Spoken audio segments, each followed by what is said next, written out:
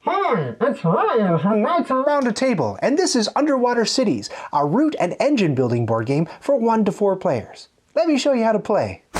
Planet Earth topside is pooched. So you and your friends are leading the expansion of humankind into the almost final frontier by building underwater cities.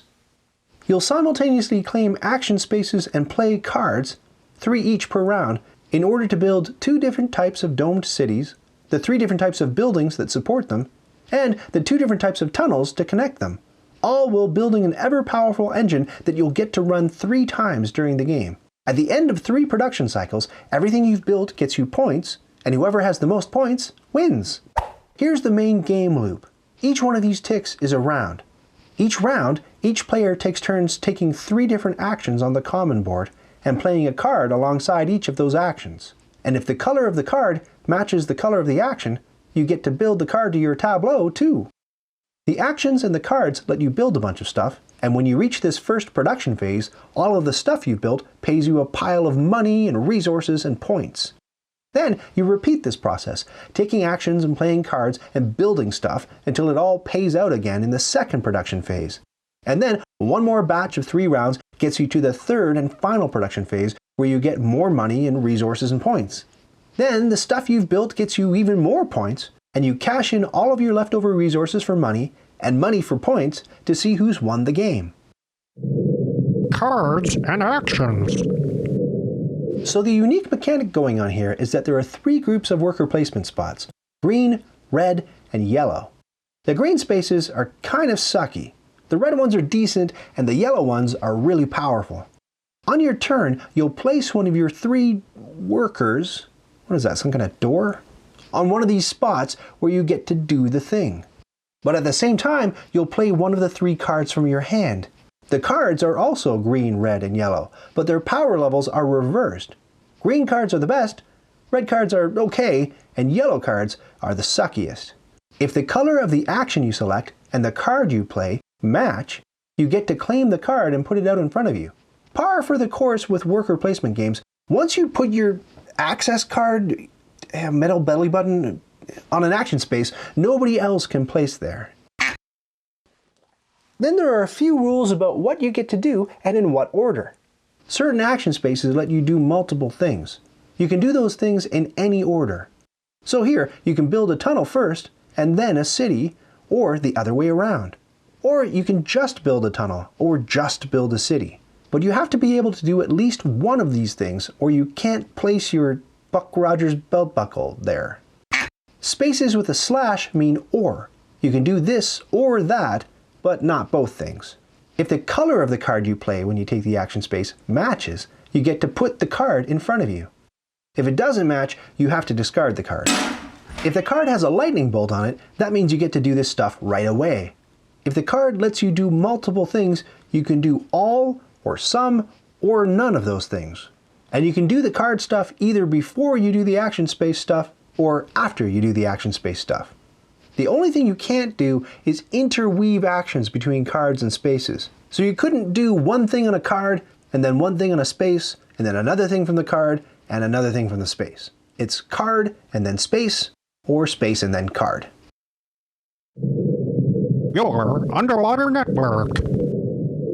There are 4 resources in the game: kelp, steelplast, science, and money, along with a 5th, more valuable resource called biomatter. You'll use these resources to build cities, either white ones or purple ones, which look more red than purple if you want my honest opinion, tunnels to connect the cities, and 3 different kinds of buildings: green farms, yellow desalination plants, and white labs. You get a little card that shows you what each construction costs. Each of the 3 buildings costs the resource that matches its color. Tunnels cost a steelplast and a credit. White cities cost 2 steel, a kelp, and a credit, while the more expensive purple symbiotic cities don't need that second steelplast, but you need to pay a biomatter token in its place. And biomatter is not easy to come by. Biomatter can act like a wild resource when you're building something. It can stand in for a steelplast or a kelp, but it can't stand in for a credit or a science token. But this next column shows what you'll get from each thing when the production phase happens at the end of the era. Farms get you kelp, tunnels and desalination plants get you money, labs get you science, white cities get you nothing, and symbiotic cities get you 2 points. Cool. By taking certain actions or playing certain cards, you can also upgrade your tunnels and buildings to make them more valuable. An upgraded farm gets you an extra point during production. An upgraded desalination plant gets you an extra biomatter. And an upgraded lab gets you a steel plast on top of the science it already produces. An upgraded tunnel gets you an extra point. Biomatter can only stand in for a kelp or a steel plast when you're building. It can't stand in for a science token when you're upgrading. And finally, the game rewards you for having a pair of upgraded buildings servicing the same city. 2 boosted farms next to the same city will pay out an extra kelp and an extra point. 2 jacked up desalination plants at the same city will get you an extra credit. And 2 Supremo labs in the same city will get you an extra steel plast. After you get all of the goodies from the stuff you've built during the production phase, you have to pay 1 kelp per city you've built to keep your people fed. If you can't pay a kelp, you can pay a biomatter, but ouch. And if you don't have a kelp or biomatter, then for every city you aren't able to feed, you lose 3 points. You can't go below 0 points. There are a few rules governing where and how you can expand your underwater cities. You start with 1 city at the bottom right of your board. Any new city you build has to be adjacent to an existing city. And adjacency means both diagonal and orthogonal. So your second city can go here, here, or here. Interestingly, you don't even have to have any tunnels connecting the cities you build. But cities that aren't connected by tunnels won't pay out during the production phase. As for tunnels, you can build them anywhere on your board, as long as you can trace a path back to your starting city. So you can build one here and then here, or here and then here and then here, but you couldn't just plop one out here in the middle of nowhere. Tunnels that aren't adjacent to cities don't pay out during the production phase. So this one gets you a credit, but this one gets you nothing. Buildings can go in the spaces around any city, or in the spaces around any spot where you could build a city. So since you could build a city here, you can put a farm on this spot. But since you couldn't build a city here, since it's not adjacent to any existing city in your network, you likewise couldn't build a farm, or any other building on that site. During production, any building that isn't surrounding a connected city doesn't pay out. All city sites have 3 possible slots for buildings. Each site has a 4th expansion slot that's locked. You can't build anything there unless you play a card that says you can. If you build cities or tunnels on top of spots that have prizes printed on them, you get to claim those prizes. Everyone also has these randomly dealt coastal metropolis tiles on their boards. The 2 blue ones get you some sort of perk if you're able to tunnel out to them. The brown one has some big endgame bonus you can claim, but you have to build 2 tunnels in the last leg to reach it.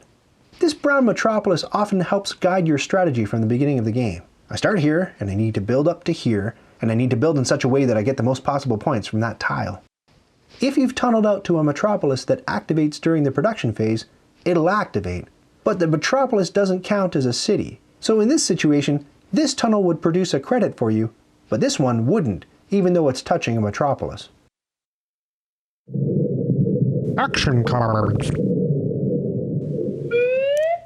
The rules gremlin wants me to go back to the cards to explain a few rule nuances. For startsies, your hand limit is 3 cards. Whenever you select an action with your tacky cigarette holder, you play a card. Do the thing, and the thing on the card if the color matches, in whatever order serves you best, and then end your turn by drawing a card to bring you back up to your limit of 3. Because some actions and cards let you draw more cards, you may end up with more than 3 cards at the end of your turn. You need to whittle your hand down to 3 cards by the time play comes back around to you, before you take your next turn. You may discover abilities later in the game that let you hold on to more than 3 cards. Not all cards are created equal. They have different symbols at their top left corners, indicating that they behave in different ways. The lightning bolt cards fire off immediately if you play them and they match the color of the action space you chose. If you match the color of a permanent effects card, it goes out in front of you and gives you some sort of perk or power for the rest of the game. A color-matched production card goes out in front of you and fires off whenever a production round happens. Color match a card with a stopwatch and it goes out in front of you until the end of the game where it may get you some endgame bonus points.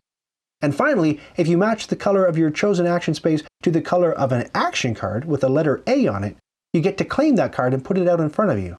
But you don't actually get to do what's on that card. Yeah, the rules gremlin makes a good point. We found the action cards to be the most confusing part of the game, so pay attention. If you match the action card color to the space, you get to claim the action card and put it in your tableau.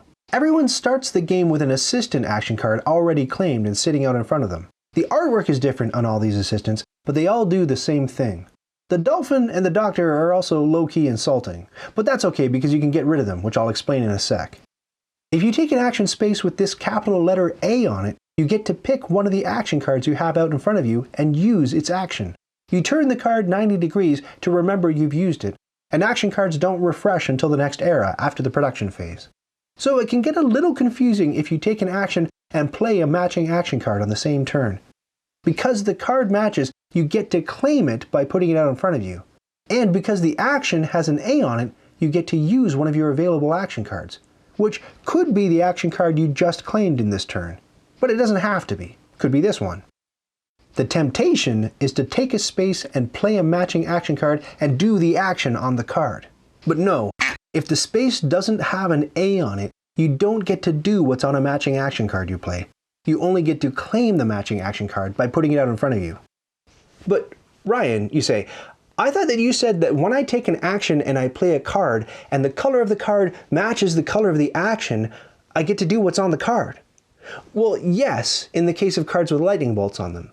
But for action and other cards, the thing that you get to do when the color of the card matches the color of the action is to claim that card by putting it out in front of you in your tableau. The highest number of action cards you can have out in front of you is 4. If you claim a 5th, you have to get rid of one you've already claimed. But the good news is that when you do that, if the action card you're getting rid of is untapped, you get to fire off that card's ability in one final hurrah. Take a hike, you sanctimonious sex pest. Special cards. If you claim an action with your Trump Tower elevator button that has a big S on it, that lets you take one of these special cards in the middle of the board. The 6 cards here usually have endgame bonuses on them, and they'll cost you 3 credits to play out of your hand on a later turn. These 6 cards are limited. Once they're gone, they're gone. The cards in this deck cost 1 or 2 credits to play. If you want one of these, you can either take the top one as is, or bury the top one, turn up 3 more, take 1, and bury the other 2. Once you're done messing around with this deck, turn up the top card again. Special cards work like any other card, except for the money they cost to play. If you play them while taking an action space that doesn't match the color of the card, you have to discard them without paying and without getting their benefit. If the card matches but you can't or don't want to pay for it, you can discard it. Discarded 1 and 2 credit special cards go back to the bottom of their deck, unless they have instant effect lightning bolts on them. If you use or discard one of these, just tuck it under your board. It's a rare situation that you get rid of a 3 credit special card, but if you do, just return it to the box. The actions. Most of the symbology in the action spaces is pretty self-explanatory, but a few of the spaces need explaining. This symbol moves your marker up 1 on the Federation track. If you reach these spaces, you get the prize indicated. If you're already at the top and you get to move up again, you get 1 point for every space up you were supposed to move. If you move up the track and other players are in the way, your token stacks on top of theirs. At the end of the round, the position of the markers on the Federation track determines turn order, as we'll see shortly. This space lets you either take 2 science tokens, or pay science tokens to upgrade up to 3 of your tunnels or buildings, 1 science token per upgrade. This space lets you fire off one of your claimed action cards, and or buy a building or tunnel at the usual cost, and then pay 1 science to upgrade it. Unlike the other action spaces, this action can't be split up. If you build a thing, you must then pay 1 science to upgrade it. You can't just build the thing and not pay the science. In the middle of the board is this always available space. Since it's blue, it never matches the card you play, so whenever you go there, you'll just have to discard a card. Multiple players can choose this slot. It gets you 2 cards and 2 credits. Some special cards tell you can use the benefits of other action slots. Well, those cards don't work with the always available space. In 4-player games, there's this action cloning tile. If you pay a credit, you can claim it and put your golden ding-dong on an action space that's already occupied by another player, and then play a card and do the thing as usual. You can't use the action cloning tile to claim a space you're already on. It has to be one claimed by another player. The action cloning tile can only be claimed once per round. Round end. Once everyone has placed their 3 Eldorado doorbells and played their 3 cards, the round is over. Take back your action tiles and return the action cloning tile in a 4-player game if someone claimed it. Next, you have to reorder the turn order track according to where the markers are on the Federation track. Just match what's there from the top down. Tokens that are on top of other tokens have higher priority. If 2 or more tokens are down here in the pits, they maintain the same order they had last round. Advance the round marker 1 step. If this puts you in a production phase, then all the stuff you've built will pay out. All your action cards refresh, and you bust out a new deck of cards for the next era of the game. Everyone gets 3 more cards in addition to the cards they're already holding, and, as usual, you have to discard down to 3 cards before you begin your next turn. If this is the end of the game, you perform the 3rd and final production phase before counting up your endgame points. Endgame. After the 3rd and final production phase, refer to this handy player guide to count up the rest of your points. First, if you've double tunneled out to your brown metropolis, count up any points it gives you. Then count up the points on any card you've played with a stopwatch on it. Every tunnel and city pair gets you 2 points. If the city has at least 1 building next to it, it earns you 3 points. If there are 2 different colors of buildings there, this city is worth 4 points. And a city and tunnel pair with all 3 types of buildings around it gets you 6 points. Then boil down all your leftover resources for money, 1 credit per tile. Biomatter gets you 2 credits. And once it's all converted to money, every 4 credits buys you a point. Whoever has the most points wins, and turn order breaks ties. Set up. To set up the game, put the main board in the middle of the table on the 1 to 2 player side, or the 3 to 4 player side, depending on your player count. Shuffle and deal out 6 special 3 credit cards to this section of the board. Shuffle the 1 and 2 credit special cards and place them here, and then turn over the top card. In a 4-player game, put the action cloning tile here. Everyone picks a color and gets a player board, 1 of these, and the insulting assistant in his or her matching color. Take the 3 pieces of 10th grade musical costume jewelry in your color. You start with 1 city at the bottom right of your board and a randomly dealt brown metropolis here, and 2 random blue ones here and here. Everyone gets a kelp, a steel plast, a science, and 2 credits to start the game. The boards are double-sided. The flip side has these red outlined surcharge areas where you have to pay extra to build there.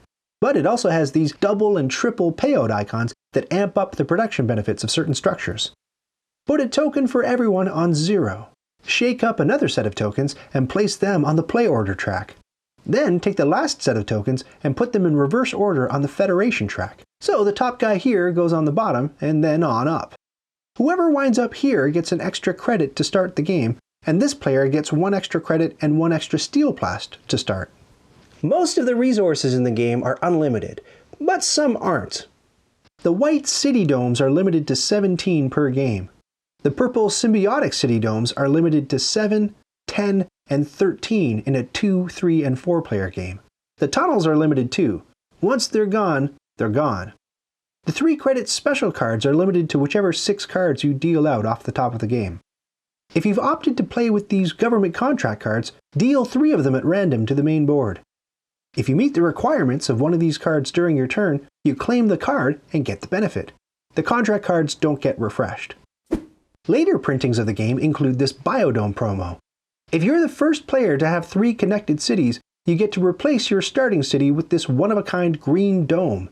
The green dome is non-symbiotic, like the white ones, so it doesn't earn you any points during production. But it's also self-sustaining, so you don't have to feed it any kelp during production.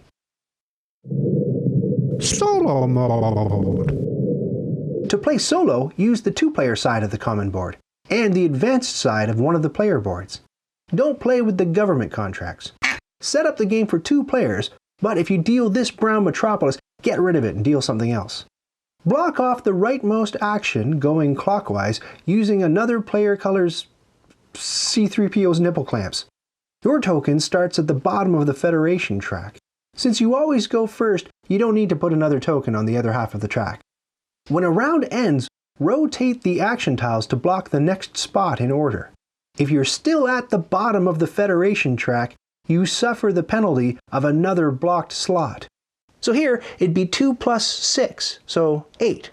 And starting with this green action space, count 8 spaces clockwise. 1, 2, 3, 4, 5, 6, 7, 8. If the space you land on is empty, add another non-player tile to block the space. If it's already occupied, move the tile clockwise until it hits an empty space to block. To win the solo game, you have to finish with at least 7 connected cities and at least 100 points. On every successive solo play, try to beat your high score. And now you're ready to play Underwater Cities.